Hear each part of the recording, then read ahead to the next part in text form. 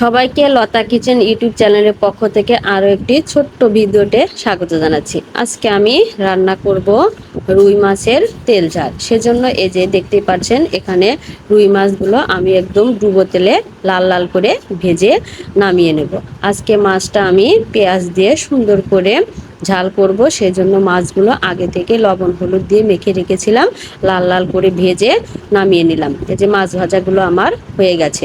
এখন আমি মাছ ভাজা ওই তেলের মধ্যে গোটা কয়েকটা গরম মশলা ফোড়ন দিয়ে দিলাম পেঁয়াজ কুচি। পেঁয়াজটা যখন একটু সুন্দরভাবে ভাজা ভাজা হয়ে আসবে তখন এর মধ্যে আমি আদা বাটা রসুন বাটা একে একে দিয়ে দিলাম আদা বাটা 1 টেবিল চামচ পরিমাণে, রসুন বাটা, আর আগে থেকে আমার ফ্যাটানো টক দই ছিল, টক দইটাও দিয়ে দিলাম। টক দইটা দেওয়ার পরে আমি একটু নাড়াচাড়া করে নেব।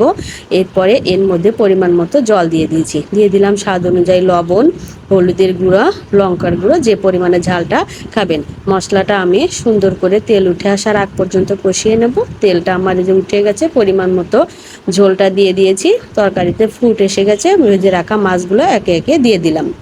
মাছগুলো দেওয়ার পরে আর একটু সময় চুলার উপর রেখে আমি তরকারিটা নামিয়ে নিয়েছি। দেখুন আমার রেডি সুন্দর রুই মাছের তেল ঝাল রেসিপি।